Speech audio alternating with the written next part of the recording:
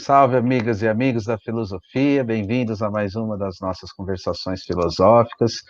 Hoje eu vou conversar com o Luiz Guilherme Augsburger. Ele está em Barcelona agora, fazendo um estágio doutoral na área da educação, em convênio também com a UDESC, a Estadual de Santa Catarina.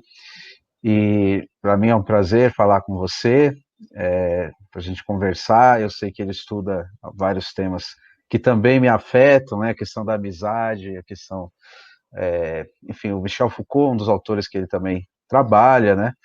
E então tenho certeza que vai ser uma conversa bem prazerosa. Obrigado então por participar aqui das conversações. E vou começar com uma pergunta que mais da sua trajetória de pesquisa, né, para você falar um pouco como que você chegou a esse tema, né, e aí você pode contar também das pesquisas anteriores e fica à vontade aí para a gente começar o bate-papo. Muito obrigado. Antes de tudo, né, Caio, pelo convite e, enfim, de participar de algum modo dessas conversações que são muito bonitas, né? Naveguei um pouco pelo site, pelo canal no YouTube e, assim, coisas muito primorosas. Então, é uma honra, né, estar junto nesse hall de trabalhos. E eu também gostaria de fazer um agradecimento a uma amiga, Juliana Gatto, que nos colocou em contato e que me apresentou, né, justamente esse canal, me apresentou o Caio, e um lugar onde eu acho que eu acabo podendo fazer minimamente parte de algo que para mim é uma espécie de dever, digamos assim, uma responsabilidade de quem trabalha no estudo, na pesquisa, que é de fazer um pouco, ou minimamente, público os estudos e esses saberes, né? Então, muito contente de fazer parte disso. Respondendo propriamente a pergunta, a minha trajetória começa, bom, se a gente vai escolher um começo mais ou menos arbitrário, de clichê, começa na minha graduação em História, na Universidade Regional de Blumenau, Santa Catarina, onde eu tenho contato com o que seria, vamos dizer assim, se fôssemos sistematizar um pouco a coisa, meus principais autores, que é o Nietzsche, o Deleuze e o Foucault, nessa espécie de triangulação basal.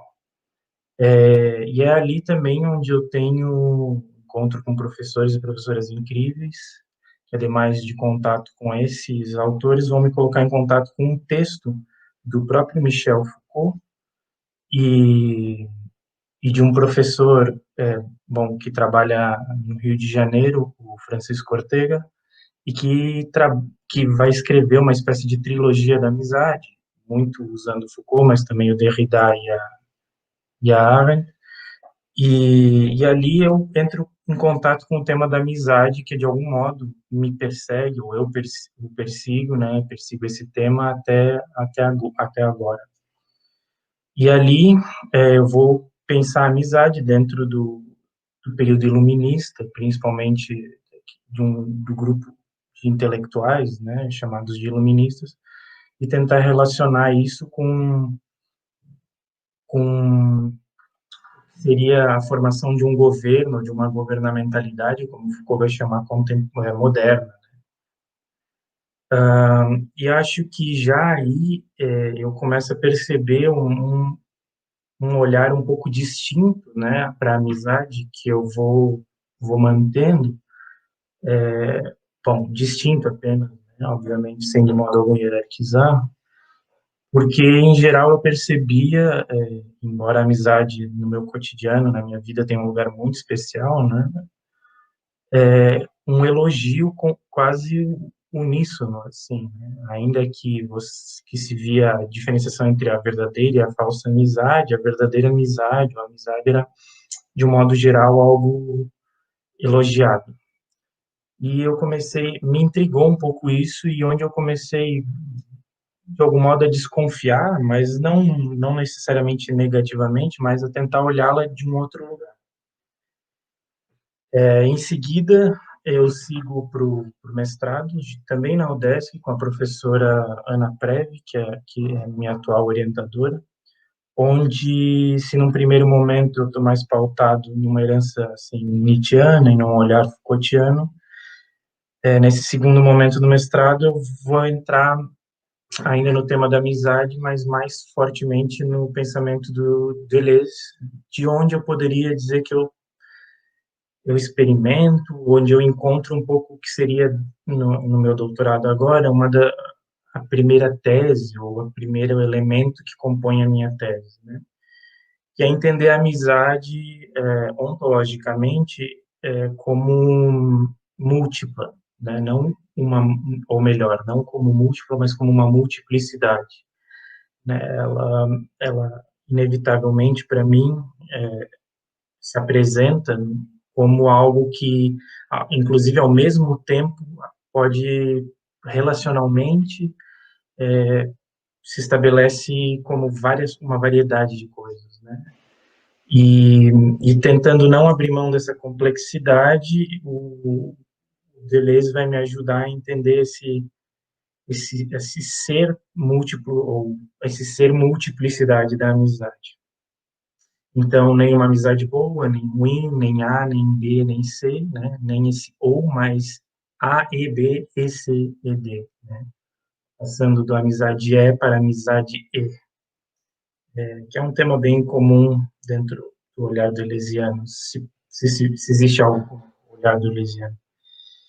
O segundo elemento da minha tese, que vai, de algum modo, começar com o meu, já no mestrado, que eu trabalhei no Hospital de Custódia e Tratamento Psiquiátrico de Florianópolis, onde eu com um coletivo da universidade, desenvolvemos oficinas aí, e eu comecei a perceber o que se poderia dizer de um acontecimento contemporâneo da amizade, ou de ali dentro eu conseguia ver um contraste dentro do que poderia ser uma forma contemporânea da amizade.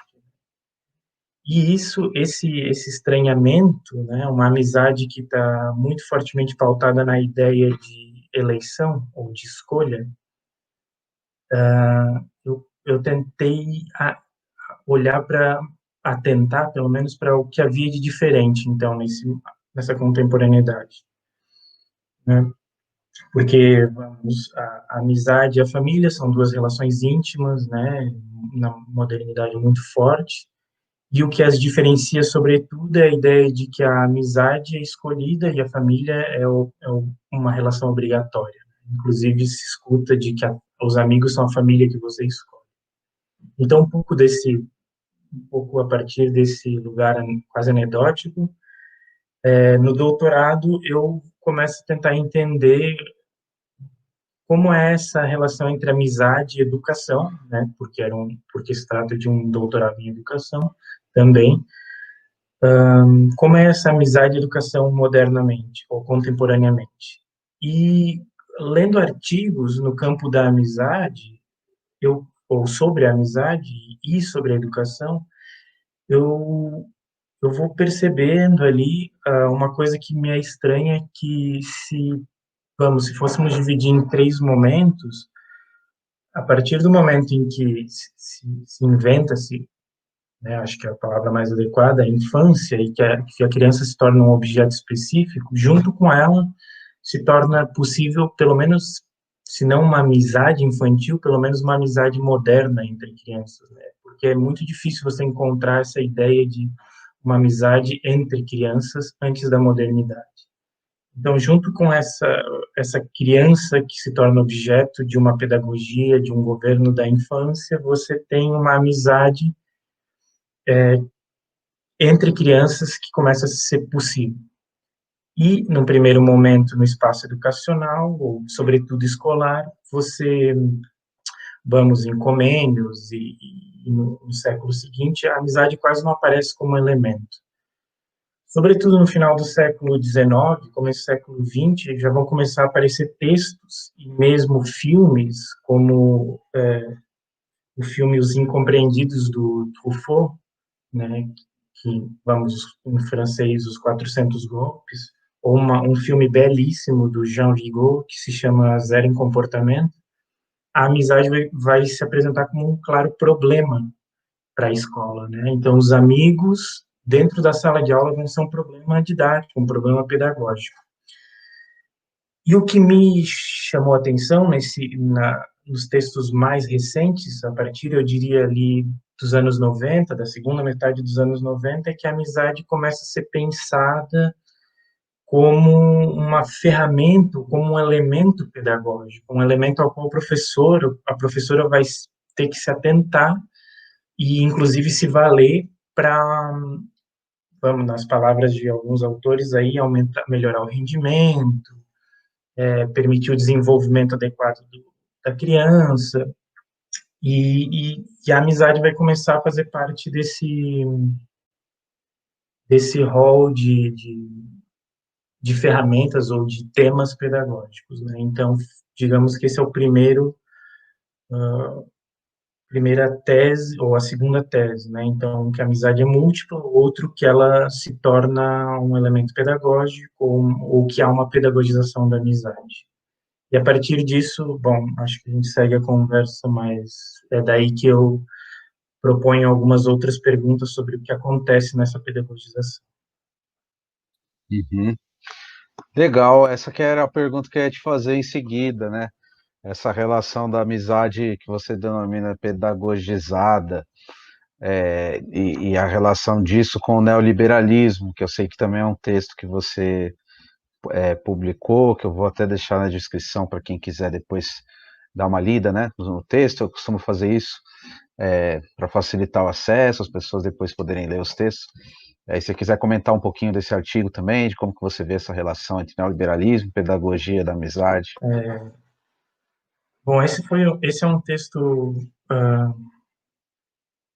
Bom, eu acho que esse texto, mas toda a minha pesquisa, talvez até seria algo muito importante salientar, eles são coisas que estão em andamento, né? Nada do que eu estou colocando bom, nunca é final no estudo, mas eles estão realmente num estágio consideravelmente inicial, ou relativamente inicial, e esse texto, como que eu vou falar aqui, é um ensaio, né? É algo que eu estou tateando um pouco, e muito lacunar, ou muito reticente em vários aspectos. Mas é um texto que eu considero que foi um exercício interessante, porque ele aborda um dos três pontos, vamos dizer assim, que eu me deparei nessa pedagogização da amizade. Que é isso, bom, a amizade passa de um problema para um elemento pedagógico, um elemento a qual o professor e toda a equipe pedagógica, inclusive, vamos encontrar artigos sobre como a gestão da escola deve atentar e fazer um certo mapeamento das relações de amizade dentro da escola para utilizar isso na gestão. Mas, olhando esses artigos, eu encontro algo que, que eu compartilharia, digamos assim, com o que o professor Jorge La Rosa, meu amigo e meu orientador aqui na Espanha, diz de toda uma linguagem pedagógica, né, de que toda prática escolar contemporânea, de algum modo, está expropriada de uma linguagem própria ou de palavras próprias e que ela foi, de certo modo, colonizada por elementos exteriores. Na visão do professor Jorge, sobretudo uma linguagem econômica, e embora ele traga outros aspectos, né? E nesse caso, econômica aqui, obviamente, sobretudo neoliberal. O que eu, o que então eu apontaria é que não só um elemento econômico, mas de que toda a prática discursiva e não discursiva em torno da amizade dentro da escola vai estar vai trazer elementos ou vai estar em contato, atravessada por três coisas, né? Os saberes psi, a, e sobretudo uma psicologia comportamental, uma lógica de uma linguagem computacional, matemática, sobretudo algorítmica, mas também vinculada às análises de redes sociais, né? E o terceiro elemento seria justamente essa linguagem econômica que produziria uma espécie de capitalização da amizade e uma capitalização do espaço escolar. E isso se pode ver, e eu vou dar um passo atrás, então, para falar dessa capitalização, para a gente entender como isso aparece, ou para eu poder explicar melhor como isso aparece dentro da sala de aula, né? Então, eu vou encontrar um texto muito interessante chamado Friendship Marketing, algo como mercadagem da amizade, ou amizade marketing, em que o autor vai fazer um movimento de buscar elementos da amizade para pensar as relações de mercado, a relação com o cliente e tudo mais, e depois ele vai transferir essa relação mercadologizada, perdão a palavra estranha, mas ele vai devolver esse movimento para a própria amizade, pensar a amizade a partir de uma ideia de investimento, de capital, que são palavras que já denunciam um aspecto de neoliberal da prática, né, ou desse entendimento da amizade. Então, por um lado, a amizade vai ser usada dentro do espaço comercial, né, num período em que o Achille Mbembe fala de que nós já não temos mais trabalhadores, mas nômades do trabalho, a amizade se torna uma relação afetiva muito mais interessante, né? Porque enquanto a relação familiar cria um vínculo e uma espécie de dureza na movimentação, né? Eu preciso me deslocar para outra cidade, mudar de área, eu tenho que levar uma família junto, eu tenho que me preocupar onde esse meu companheiro e minha companheira vai trabalhar, se eu tenho filhos, onde eles vão estudar, como eu vou fazer. Uma relação de amizade se faz e se desfaz muito mais facilmente, inclusive se mantém à distância, o que é muito interessante para isso que o Mbembe chamou de nômades do trabalho, uma lógica de nômades do trabalho. E, por outro lado, os próprios amigos, né, se entendendo a partir da lógica de mercado, e tem um texto que faz justamente o jogo com a expressão amigos, amigos, negócios à partes, em que ele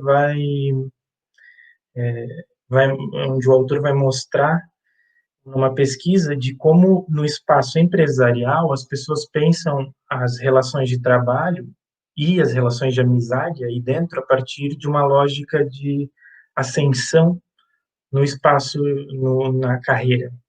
Então, muitas vezes você tenta trazer amigos de fora para dentro do espaço de trabalho como forma de ascender aí, de ter uma equipe que trabalha em conjunto e que tem melhores resultados que outra equipe dentro da empresa e por isso pode ascender dentro da carreira. E mesmo dentro da empresa tenta fazer essas relações. Então você vai olhar para a amizade não só como uma relação afetiva e tudo mais, mas como uma relação que te permite uma ascensão financeira, uma ascensão de status, né? Literalmente um investimento. E daí surge toda uma linguagem, né? Que chegamos talvez ao extremo do friendship coaching, né? O coaching da amizade, em que você vai aprender que relações manter, que relações não manter, quais te prendem, quais te impulsionam. Então, toda uma prática, uma linguagem de mercado utilizada para saber o que é uma boa e o que é uma má amizade, né? Sobre tudo isso. E acho que esse é um aspecto que atravessa o meu modo de tentar fazer essa pesquisa, que é não tanto olhar o que eu entendo por verdadeira ou amizade, mas de tentar entender o que hoje faz com que uma amizade seja entendida como verdadeira, né? Que o Foucault vai chamar de veridicção. Quais são as regras que permitem a uma prática discursiva, ganhar valor de verdade, ser excluída, incluída, proliferada, que determina o lugar de enunciação e os valores dessa enunciação. Então, o que eu percebo aí é que essa enunciação, essa veridicção, está muito atrelada a uma uma lógica de mercado, né, que é justamente ele que permite o investimento, a rentabilidade de uma relação que te permite saber se é uma boa ou má relação, se ela te impulsiona para frente ou se ela te detém.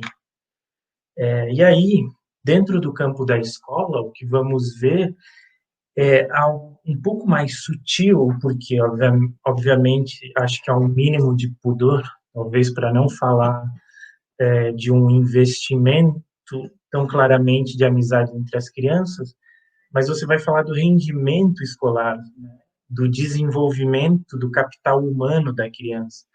Então, que relações de amizade o professor deve estabelecer, ou os pais devem desejar que se estabeleçam dentro do espaço escolar, para que o desempenho escolar, para que a desenvoltura escolar, para que o aprendizado de certas habilidades, certas, bom, habilidades emocionais, né, socioemocionais, essa criança vai adquirir, né? E muitas vezes a amizade é colocada como essa primeira relação afetiva que vai onde a criança vai exercitar as próximas relações, a relação de trabalho, a relação entre os companheiros, com o chefe, que muitas vezes hoje já pode ser vista como uma espécie de relação mais ou menos amical, aí, né, com certas aspas, mas também relações afetivas de casal e tudo mais, né? Então, dentro da escola, a amizade vai ser colocada, por um lado, como algo que, bom, me repito, mas para sintetizar, como melhora o desempenho, e por isso deve ser estimulada, e, por outro lado, uma relação amical que é base para as outras relações, e por isso deve ser bem educada, né?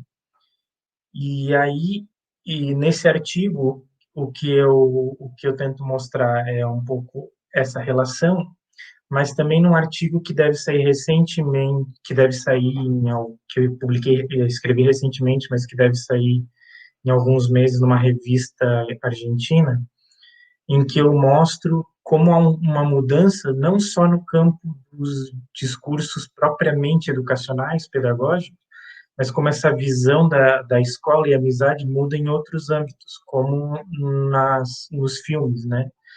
Então, eu tento mais ou menos comparar esse filme que eu citei, do 400 Golpes, Os Incompreendidos do Truffaut, com um outro filme de uma diretora francesa, de 2008, né? Esse filme de Truffaut é de 59, esse filme que se chama Stella, ou Stella, é de 2008, e enquanto no Truffaut, né, nos Incompreendidos, a relação de amizade só gera problemas escolares até o ponto em que o garoto é enviado para um centro de observação de crianças. No filme de 2008, a gente já consegue ver uma amizade que leva uma menina que é de uma família mais periférica, que não tem o que se chamaria de capital cultural, a se adaptar ao espaço, a uma escola com certo status, com certo reconhecimento, uma escola que se chamaria de qualidade, né, uma escola mais ou menos elitizada, através de uma amizade. Então, a amizade que a Estela vai estabelecendo com sua amiga vai permitindo-a compartilhar esses códigos, entrar nesse mundo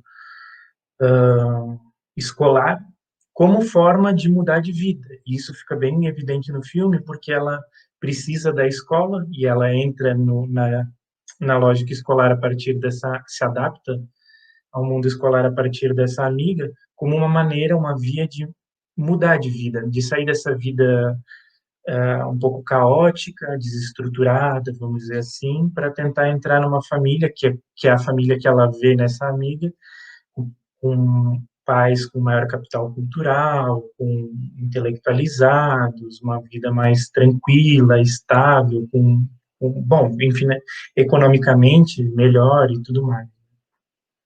Então, é por aí que eu estou tentando traçar esse olhar da capitalização da amizade e, sobretudo, dentro do espaço escolar.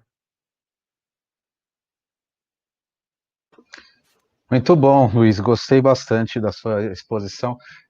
Para a gente prosseguir a conversa, eu queria perguntar agora uma questão que eu até anotei aqui, que eu acho muito interessante, e não sei se se é exatamente um dos seus objetos de pesquisa, mas tenho certeza que você vai saber falar disso também, que é uma certa ludicização, vamos chamar assim, do ambiente de trabalho, né? Certo, assim, a gente vê isso em muitas empresas, né? O uso de atividades lúdicas para engajar melhor os profissionais, né, naquela empresa, inclusive intermitentemente, para que eles fiquem ali uma hora trabalhem, e depois na hora do descanso eles continuam na empresa jogando, ou então fazendo outra coisa. E isso também para fora do ambiente do trabalho específico, para o ambiente fora do trabalho. Então a gente tem as redes sociais, esses joguinhos, a pessoa no ônibus está jogando ali, depois ela está, né, esses milhões de jogos que existem, e o próprio, os likes, né, existe uma ludicização da vida social hoje em dia, né, e até o termo amizade sofreu também um processo de captura. Tem pessoas que têm lá milhões de amigos no Facebook, não sei o quê, que ela sequer conhece, né, mas que tem o nome de amigos, quer dizer, esse nome amigo é vulgarizado, banalizado, né? Então eu queria te ouvir sobre isso também. Hum. Bom, vou tentar, não é exatamente o lugar onde eu trabalho, mas eu acho que posso fazer algumas considerações. De fato, eu acho que isso que você diagnostica ou aponta tem muito a ver com um processo de dissolução de fronteiras, assim, né? Se a modernidade é marcada por estabelecimento de instituições muito claras, né? A, a contemporaneidade, não totalmente desvinculada da modernidade, vamos dizer assim, mas ela tem uma espécie de dissolução desses limites, né? E parece-me que se antes você tinha essas determinações, vou fazer uma comparação talvez um pouco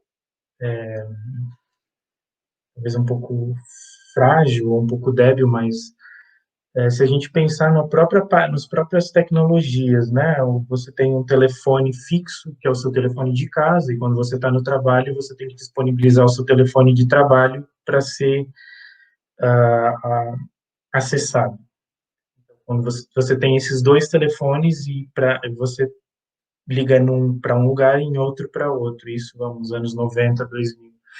Mas agora, com o smartphone e essas tecnologias, você já não tem mais um telefone privado e um telefone de trabalho. É o mesmo telefone, inclusive acessível até para fora da casa. Porque, vamos, se antes você saía para dar um passeio, você não estava nem acessível ao telefone de casa, nem ao telefone do trabalho. Você estava desconectado. E hoje em dia, essa conexão é ininterrupta. E isso me parece uma espécie de sintoma geral, ou de dinâmica geral, né, em que esse estriamento das relações, ou essa marca de como proceder está em todos os lugares, sem distinção entre esses lugares. Então, o espaço do trabalho se parece a um pouco o espaço de lazer, e o espaço de lazer está sempre atravessado pelo trabalho, né? Sei lá, você receber uma mensagem de trabalho um sábado, um domingo, e acabar respondendo. E é interessante que essa dinâmica cada vez, ainda que as pessoas percebam isso e falem disso, ela é quase, é quase impossível escapar, e porque ela é sedutora, não? Porque você também tem a sensação, não é só que você está trabalhando o tempo inteiro, mas que a qualquer momento você consegue fazer uma pequena pausa de repouso, assim. Você está trabalhando, você faz uma pequena pausa, olha uma mensagem, você volta a trabalhar, vê um pequeno vídeo, compartilha uma foto, curte outra coisa, uma postagem. Então, tem esse jogo muito rápido, em que você não sai, mas você também não sai. Você não é simplesmente acossado, você tem esse jogo de sedução de uma espécie de pequena dose ali de prazer o tempo inteiro. E, e esse tipo de linguagem, vamos dizer assim, ou esse tipo de dinâmica está muito ligada às tecnologias, às mídias sociais, não? As quais, como você bem disse, apropriaram a amizade, ou se valem dela, essencialmente. E uma das coisas que eu tenho estudado agora é justamente aquilo que eu falava da análise de redes sociais, que é toda uma computação no sentido de tornar o mundo calculável em função de uma previsão. Então, como eu consigo extrair desse mundo cifras para que eu possa computá-las, calculá-las e revertê-las em previsões. Então, eu não preciso ter certeza de algo, mas eu posso inferir ou intuir a, a probabilidade de certas coisas.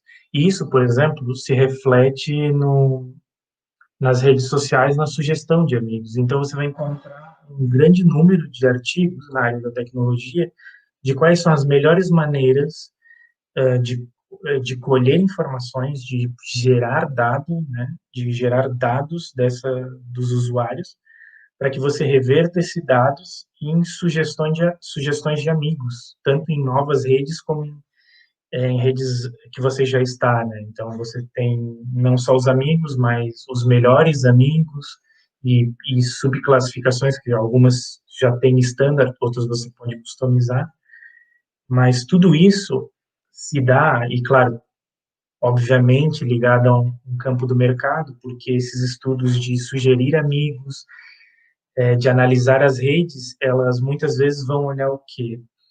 Que tipo de relação, que tipo de conexão, e se a gente quiser, acho que não estaria mal dizer que tipo de relações de amizade se estabelecem nas redes, ou quais essas relações e quais são mais proveitosas.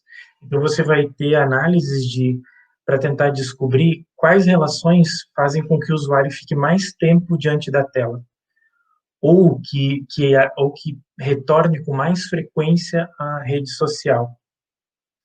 Porque, obviamente, quanto mais tempo esse usuário fica na rede ou com maior a frequência dele nessa rede, mais vale a propaganda que vai estar anunciada ali e mais dinheiro está envolvido. Então, a amizade, no primeiro momento, ou explicitamente se torna um elemento de um cálculo financeiro, econômico, né? E no segundo, ela é colocada como esse dado que permite a previsão, de eu saber, olha, esse tipo de relação é melhor ser estimulada, ou esse tipo de relação é interessante que ela seja acompanhada, que se façam certas sugestões para ela, porque assim o usuário fica mais tempo na rede. E com isso, bom, as propagandas valem mais e tem uma série de análises nesse campo, né? Mas o que me chama a atenção aí, além desse aspecto neoliberal, é a dimensão de linguagem que está envolvida, né? Porque você faz uma espécie de desmaterialização da relação de amizade. É claro que ela se quisermos é, nos apropriar de alguns elementos da antropologia, dizer que ela é uma troca simbólica, mas as trocas simbólicas em geral estão sustentadas ou incorporadas em elementos materiais, ainda que eles não tenham necessariamente um valor financeiro ou econômico explícito. Mas com as redes sociais, ou nesse campo de computação, mais especificamente, você vê um olhar que desmaterializa essas relações na medida em que, por um lado, você tem uma análise a partir dos comportamentos, então se elenca quais são os comportamentos que os amigos têm dentro de uma rede social, dentro de um bar, dentro de um campus universitário, indiferente. Então, você elenca quais são esses comportamentos e os analisa com relação de frequência, duração, intensidade, independente do conteúdo deles. Então, eu vou analisar quantas curtidas dois usuários trocam, indiferente de exatamente que tipo de coisa está sendo curtida. Eu vou olhar em quantas fotos eles se marcam, se há reciprocidade de marcação, né? Mas eu não me interessa tanto que foto é essa, em que circunstância, né? Então, uma espécie de esvaziamento do conteúdo e, obviamente, nas redes sociais da materialidade, porque não há uma foto que se possa tocar, que se possa trocar, e tudo se torna uma espécie de análise do comportamento, do gesto, um gesto, vamos dizer assim, entre aspas, oco, né? E isso me chama bastante atenção, porque já não importa o conteúdo da mensagem que se troca, mas importa que se trocam likes, mensagens e tudo mais. E assim, talvez impressionante, pelo menos para mim, chama atenção de que existem algoritmos e, e análises de rede que se faz que conseguem chegar a uma acurácia de 87, 93% de acerto na sugestão de quem é o melhor amigo, de quem a pessoa escolheria como melhor amigo. Somente através desses comportamentos, bom, aí vamos encontrar estudos de troca, de uso de redes sociais X, Y, Z, através de dados recolhidos de telefones móveis, né, a frequência com que os telefones se aproximaram, aonde, o lugar. Então, são os dois elementos, né, esse elemento de duração, intensidade, e o contexto do comportamento.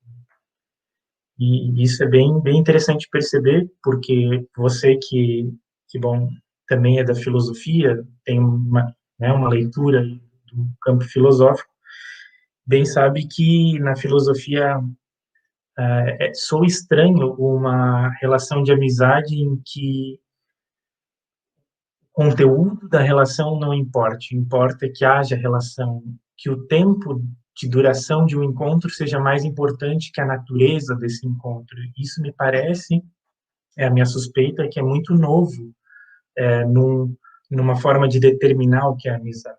O comportamento seja mais importante do que quem são os amigos, né? Uhum. Muito bom, Luiz. E para a gente voltar para a questão da escola, do ambiente escolar, né? Eu queria que você falasse um pouco mais, então, me parece que aí sim é o seu objeto, né, de pesquisa, mais detidamente a questão do ambiente. Você usou um termo que eu achei interessante, veridicção, né? Como é que você acha que esse conceito que o Foucault utiliza em vários momentos da obra dele para falar de várias coisas, ele acaba terminando a obra abordando a questão da confissão, né? Esse regime de verdade que diz respeito ao sujeito também, que é de onde vai emergir a própria ideia de subjetividade, né, para a filosofia ocidental e tudo mais. Como que você vê isso, mas pensando a questão do ambiente escolar, como é que funciona isso? Você diria que já tem esse processo desde a da infância, invertendo essa segunda pergunta que eu fiz, eu falei da ludicização do ambiente de trabalho, né? Haveria o inverso também, quer dizer, uma transformação do ambiente escolar e através dele, da própria infância, né, na sociedade do desempenho, na sociedade da concorrência neoliberal, é por esse caminho que você analisaria? É, bom, esse termo, né, ou esse conceito, essa ideia do Foucault, eu não sei se eu a tomo da maneira mais adequada ou da maneira mais rigorosa, como Foucault a usa, mas de fato ele a apresenta com algumas variações ao longo da sua obra, e ela tem a ver, ela me chega, ou me é interessante na pesquisa, na medida em que ela me permite desviar de uma ideia de verdade como algo externo às relações ou à materialidade humana. Então, quando Foucault usa veridicção, né, ou seja, o dizer a verdade, pourrait dire, tudo isso tem, para mim, a ver com o movimento de colocar na relação, na prática, num fazer a verdade. Então, não é uma verdade descolada dos humanos, mas sim a verdade quando dita, quando posta em ação. E, de fato, né, para o Foucault, e eu compartilho isso, esse dizer a verdade também é um processo de se subjetivar, ou de traçar a própria identidade, né, de criar os contornos do sujeito.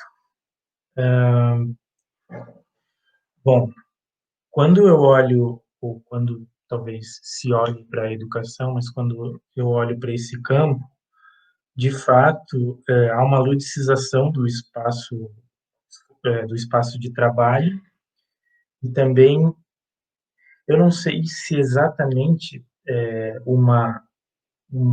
digamos assim, uma invasão do espaço escolar pelo trabalho, mas há algo sim, há uma conexão aí, e eu lembro de estar numa aula do professor Jorge, em que ele diz algo muito, muito interessante, que se talvez em algum momento as crianças foram tratadas como pequenos adultos, talvez houve uma inversão, em que agora os adultos são entendidos como grandes crianças, né? Em que a gente está num período onde, ainda que isso não aconteça de fato com todas as pessoas, né? Nós sabemos que, bom, todas as questões de classe são ainda muito presentes, muito fortes, essenciais, mas de que há pelo menos uma prática discursiva em que se propaga a ideia de que tudo deve ser prazeroso,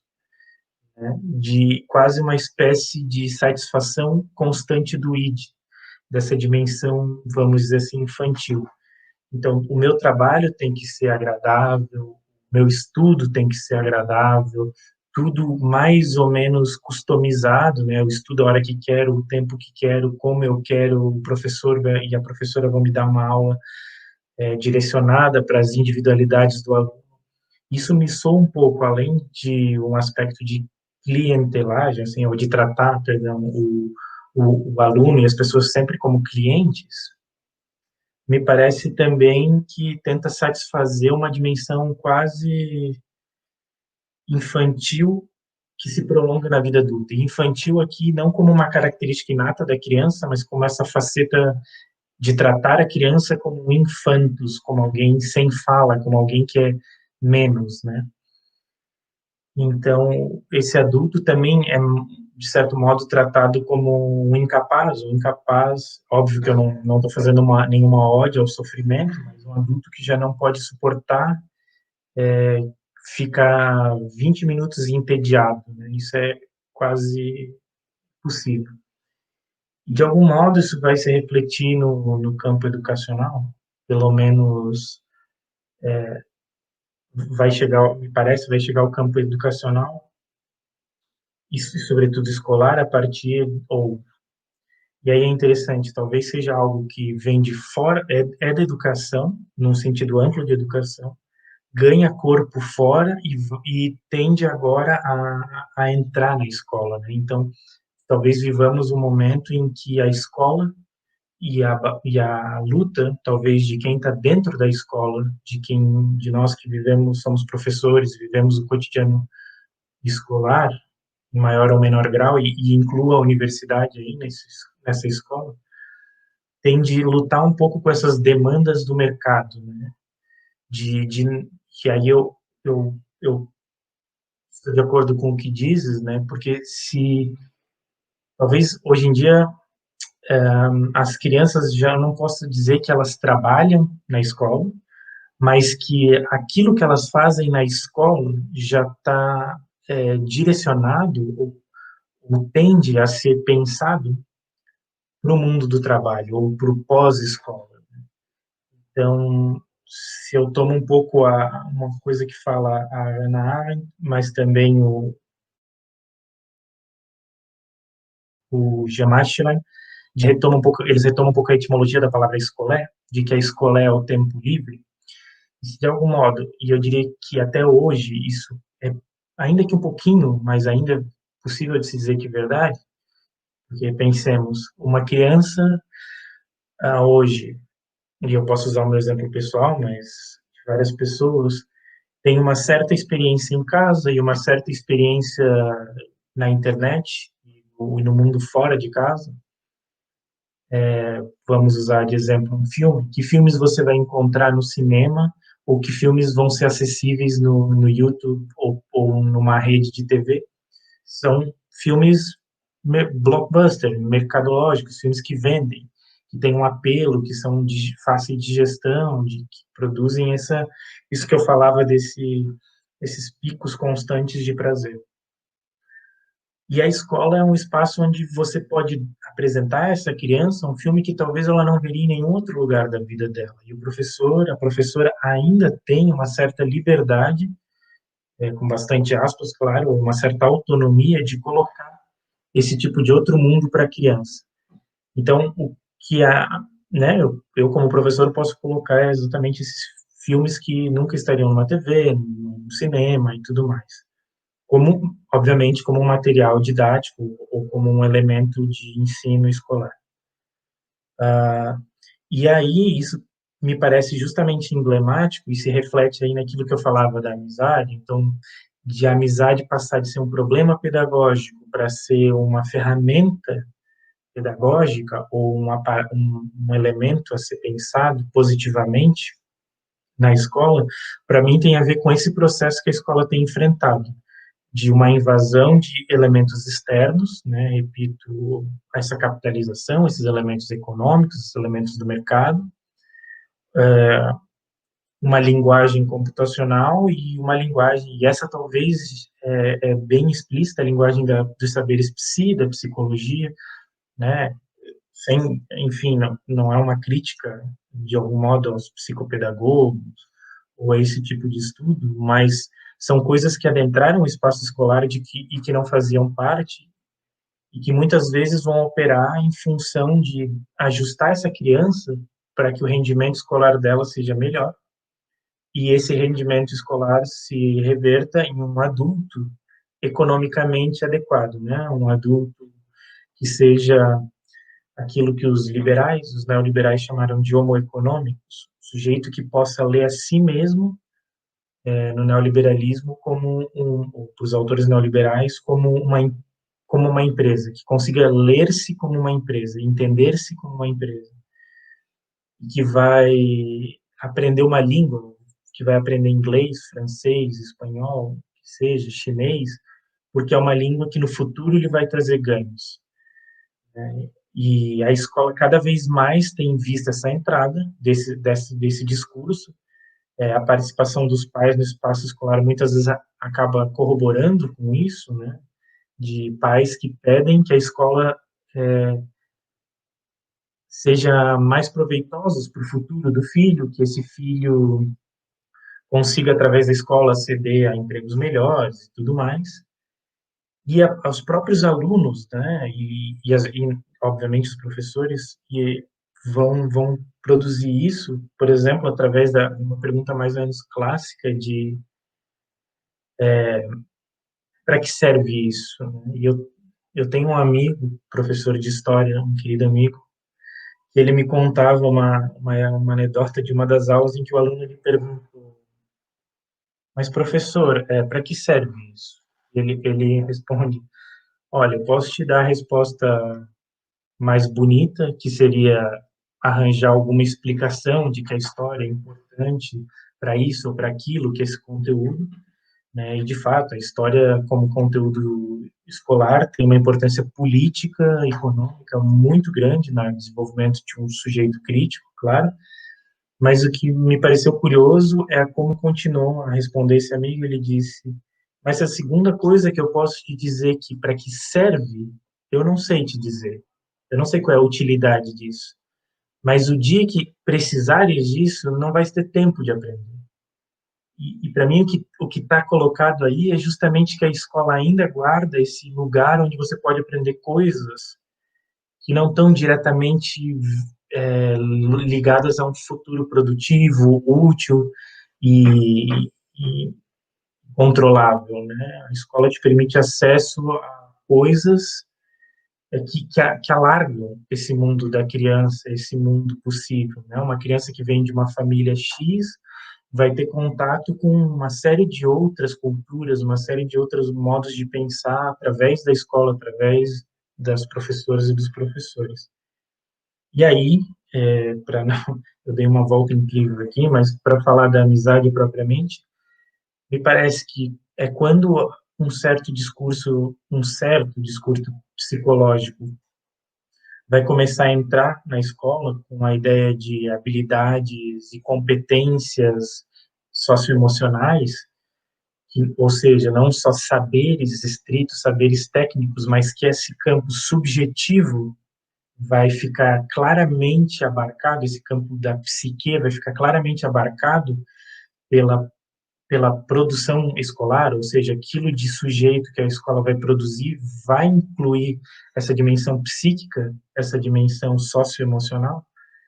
A amizade parece indispensável como elemento. Então, controlar, pensar ou gestar essa relação de amizade entre os alunos vai ser fundamental para ter, essa palavra é muito feia, mas para ter resultados desejáveis naqueles alunos, em como eles vão entender futuramente, que era aquilo que eu falava no começo, como eles vão entender o que é amizade, o que são outras relações, né, e como eles vão entender que o trabalho coletivo pode mirar para um determinado lugar.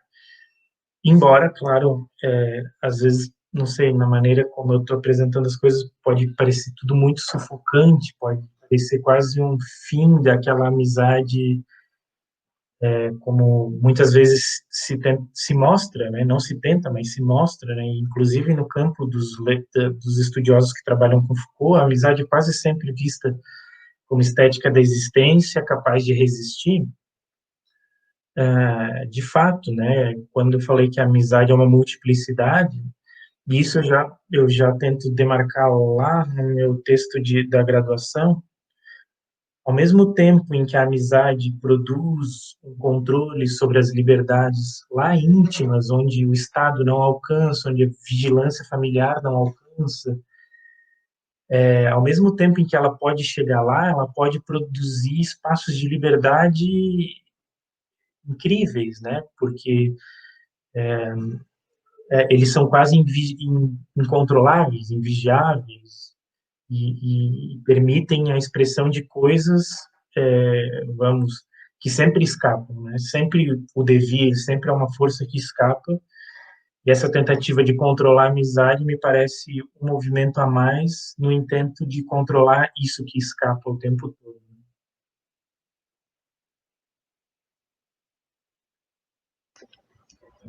Muito bom, Luiz. Gostei bastante da conversa. Estamos chegando aqui no final da entrevista. Eu sempre peço para deixar uma última palavra, se você quiser dizer alguma última coisa, então, para a gente encerrar, e agradecendo imensamente sua presença aqui no canal. Bom, eu que agradeço o convite mais uma vez, né? Como eu disse, esse canal tem, nossa, um hall de falas e entrevistas e aulas admiráveis, né, que eu recomendaria com muita certeza. Então, fazer parte disso me contenta bastante.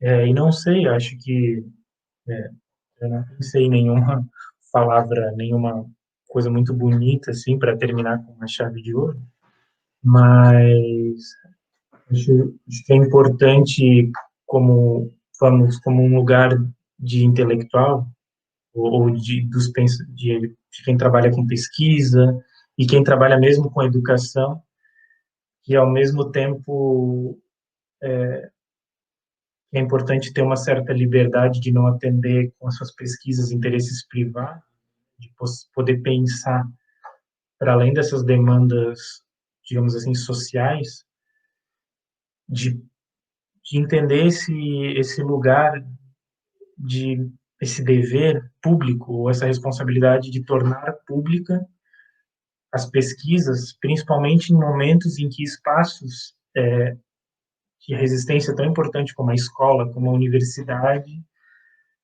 vem sendo, vamos, despotencializados, degradados, claro, muito claramente nos últimos anos no Brasil, mas já há um bom tempo, né, com toda uma lógica de produtivismo, né, de que o intelectual, de que a intelectual, de que o pesquisador, a estudiosa, tem que produzir muitos artigos, artigos que quase se repetem, que criam um excesso de conteúdo que no final diz muito pouco e que, né, aqui evocando um pouco um texto que está no Professor assim, Tia Não, do Paulo Freire, né, Cartas a quem ousar ensinar, em que ele diz que ao mesmo tempo em que a função do intelectual ou do escritor tornar o seu texto simples para que as pessoas possam lê-los, entendê-los, é importante que as pessoas façam esse movimento de se dedicar, de estudar, de se empenhar na leitura, porque é importante complexificar o mundo. Só que para que essas duas coisas aconteçam, né, tanto que se possa complexificar o mundo, quanto entender essa complexificação do mundo, é preciso que se resguarde certos espaços e certos tempos, que a criança tenha um tempo na escola para aprender aquilo que não é estritamente funcional e que o professor tenha tempo para estudar aquilo que não é estritamente funcional e conteúdo. Terminaria assim e muito obrigado, foi um prazer ter compartilhado essa 1 hora, 50 minutos de conversa. Eu que agradeço, Luiz, foi muito bom para mim, espero que para quem tem assistido também. E quem assistiu até aqui o vídeo, não deixem de comentar o que vocês acharam, para a gente continuar a conversa depois. E fiquem ligados aí nas próximas.